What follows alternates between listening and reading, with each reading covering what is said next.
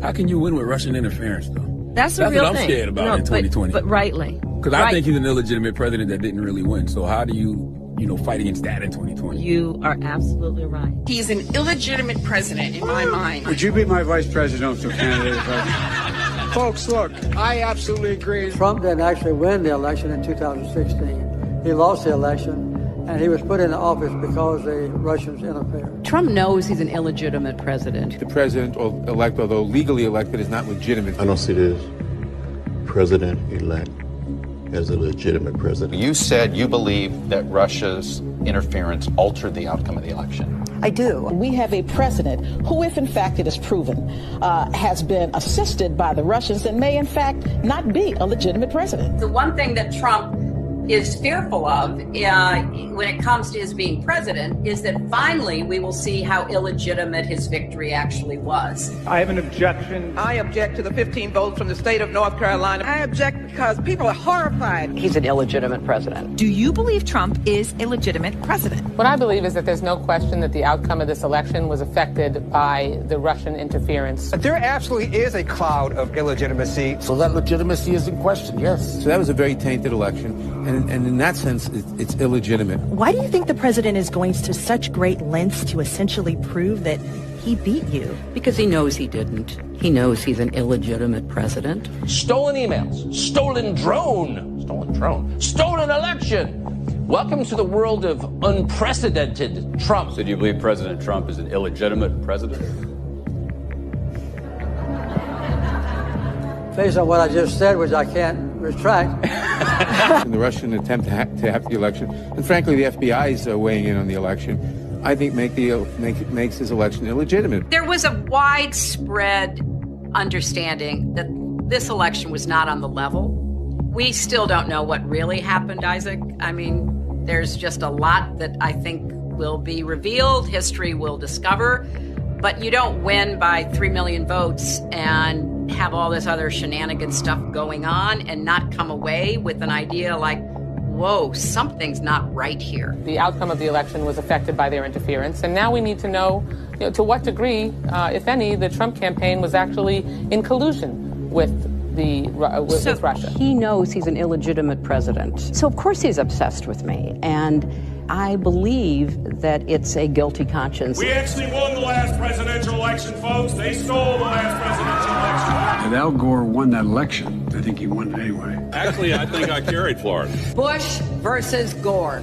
A court took away a presidency. If all the votes were counted in Florida, that Al Gore would be president today and George Bush would be back in office. I come from Florida, where you and others participated in what I call the United States coup d'etat. There's no doubt in my mind that Al Gore was elected president. I rise to object to the fraudulent 25 Florida electoral votes. I must object because of the overwhelming evidence of official misconduct, deliberate fraud, and an attempt to suppress voter turnout. It is signed by myself on behalf of my diverse constituents and the millions of Americans who have been disenfranchised by Florida's inaccurate vote count. The Supreme Court, not the people of the United States, decided this election. Speaking to a Democratic group in Chicago Tuesday, he made it clear he thinks Al Gore was the winner. By the time it was over, our candidate had won the popular vote, and the only way they could win the election was to stop the voting in Florida. Catherine Harris, Jeb Bush, Jim Baker, and the Supreme Court hadn't tampered with the results, Al Gore would be president. The Supreme Court elected the president. 2004, yes. Al Gore won the state of Florida in 2000, although not the presidency. But the Supreme Court tampered? That's a large charge.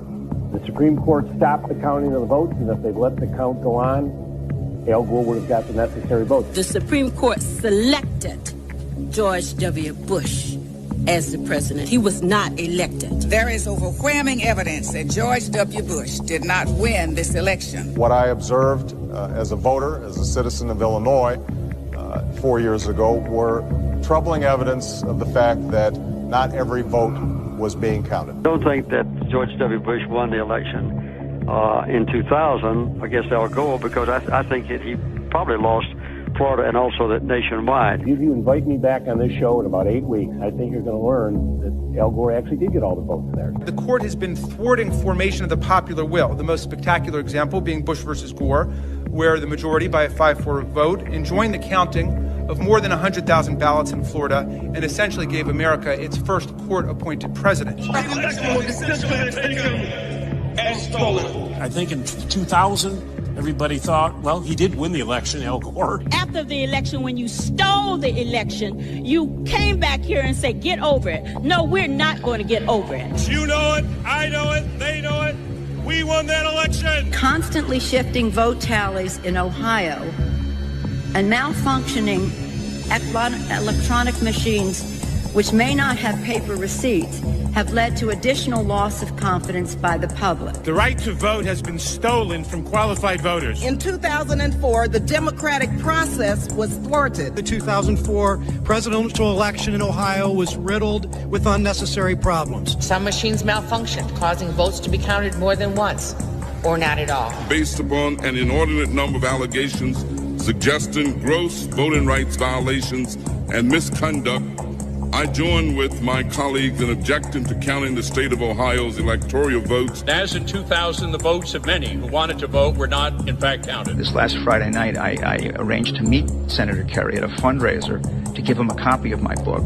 He told me he now thinks the election was stolen. The wife of John Kerry said she has lingering doubts about the legitimacy of the election. Her theory goes like this. Two brothers, she calls hard right Republicans, own 80% of voting machines in the U.S. Therefore, it would be easy to hack into the mother machines that control the electronic voting. There were numerous irregularities in Ohio, including large percentages of rejections of provisional balloting, problems with voting machines. As we look at our election system, I think it's fair to say that there are many legitimate questions about its accuracy, about its integrity. There are still legitimate concerns over the integrity of our elections. I agree with tens of millions of Americans who are very worried that when they cast the ballot on an electronic voting machine, that there is no paper trail to record that vote. The numerous irregularities that occurred with the electronic voting machines in Ohio on November the 2nd of last year point to an unresolved national crisis. We cannot declare that the election of November 2nd, 2004 was free and clear and transparent and real. There must be independent testing of the voting machines used in Ohio. I'm not confident that the election in Ohio was fairly decided. We know that there was substantial voter suppression, and the machines were not reliable. The members of Congress who have brought this challenge are speaking up for their aggrieved constituents, many of whom may have been disenfranchised in this process. Treating today's electoral vote count in Congress as a meaningless ritual would be an insult to our democracy unless we registered our own protest against the obviously flawed voting process that took place in so many of our states. Voters who wish to cast a vote for president or vice president can't approach the polls with certainty that their vote will be counted. One of the most significant problems in Ohio and in many other states was the lack of measures to ensure the integrity of electronic voting machines. In 2004, they caused Democratic voters in Ohio to wait for 8 hours before they could cast their ballot. They turned the Department of Civil Rights of the Justice Department into the voter suppression division with voter ID laws, voter purging, voter caging, voter intimidation. There aren't going to be any more election stealings. And despite the final tally and the inauguration and the situation we find ourselves in, I do have one very affirmative statement to make. We won. Without voter suppression, Stacey Abrams would be the governor of Georgia. Andrew Gillum is the governor of Florida. You refused to concede and say that you lost. Do you stand by that decision today? Absolutely. The election was not fair. The process was not fair. If Stacey Abrams doesn't win in Georgia, they stole it. It's clear. It's clear. I think that Stacey Abrams' election is being stolen from her. It was not a free and fair election. Brian Kemp stole the gubernatorial election from Georgians and Stacey Abrams. But will I say that this election was not tainted, was not a disinvestment and a disenfranchisement of thousands of voters? I will not say that.